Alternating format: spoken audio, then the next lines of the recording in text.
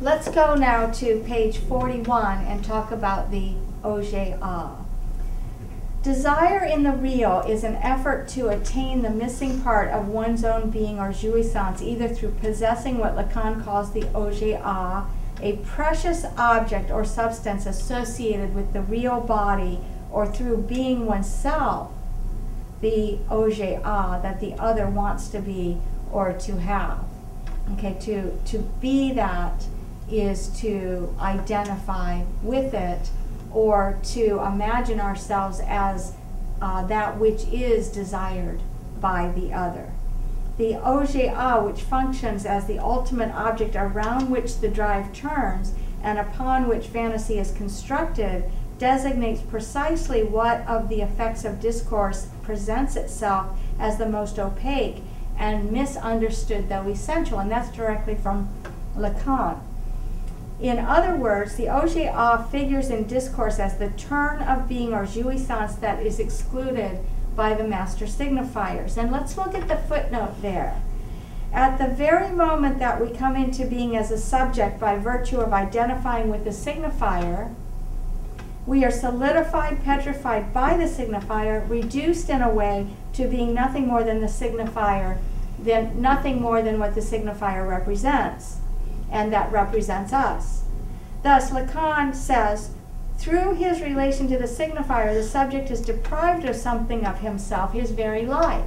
Because once we're pinned down and represented, everything we are outside that representation is lost to us and always desired by us. The lost part of his life, the part that disappears behind the signifier, is the OJA. The situation produces the divided subject whose division is the effect of the master signifier, and which the master signifier has the function of covering over.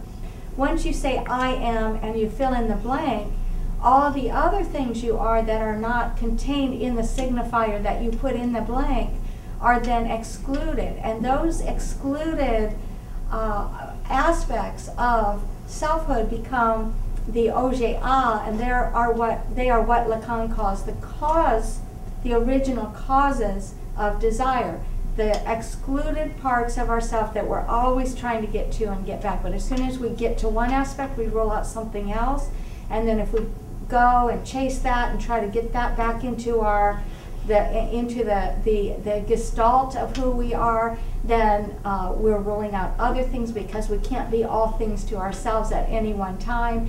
And also, we can't ever fully be aware of all the different excluded aspects, because the very process of being conscious of who we are is a process of pinning down in language that which can only be represented and can never fully be what it is intending to represent.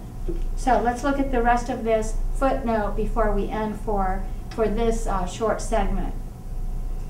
As I said, as I was reading, the situation produces the divided subject, and Lacan represented that with like a dollar sign, meaning the subject is kind of a play on the symbol. The subject with the lines through it usually means money, but in this case it means that as for the subject is divided by the lines, by the line through it, whose division is the effect of a master signifier, and which the master signifier has the function of covering over.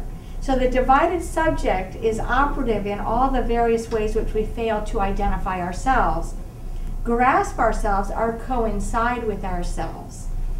These can be all grasped as relations among signifiers. So there's this whole conversation going on in the excluded part of our being, with all those parts of ourselves that are outside what we can be represented by, having conversations with each other in the unconscious, in the three registers.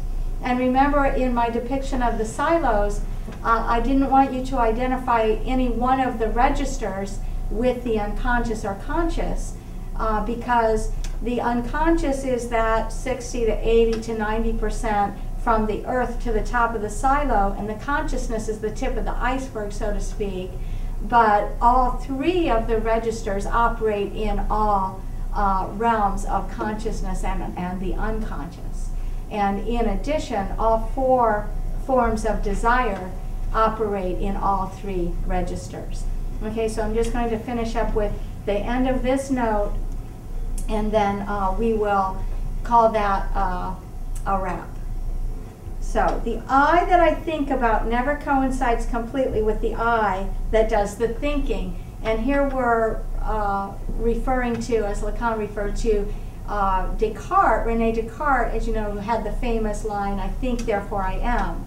Okay, well, I think, and therefore I am, has a construction of the subjective I, saying that I am, but what am I? And when we fill in that blank, that blank becomes the predicate nominative, but that in itself has to be filled by something, by a signifier, and that signifier can't contain all that we are.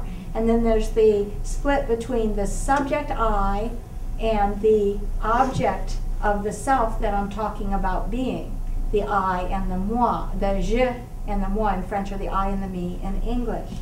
So the characteristics that I take to be mine never exhaust or even adequately represent the forces that constitute my being and drive my thought and action. Forces, moreover, that are themselves conflictual and self-contradictory. And by acknowledging those contradictions and ambiguities in our being, we can become more conscious of how social action can take place. And I'm going to go right to the end of the chapter. For now, let's look at page 52 and look at his last sentence of the chapter to put more understanding to the concept of the objet and the way that we're excluded by our representation of ourselves to ourselves. Such identification of interpellative forces, moreover, is itself a primary means for promoting social change. So we have to question them, acknowledge them, let them talk, let them argue, even in our unconscious, and let their forces be felt and perhaps even brought into the symbolic, into articulation, in order for us to have an effect on our own selves and on society. How the identification of such forces might promote social change is what now requires explanation.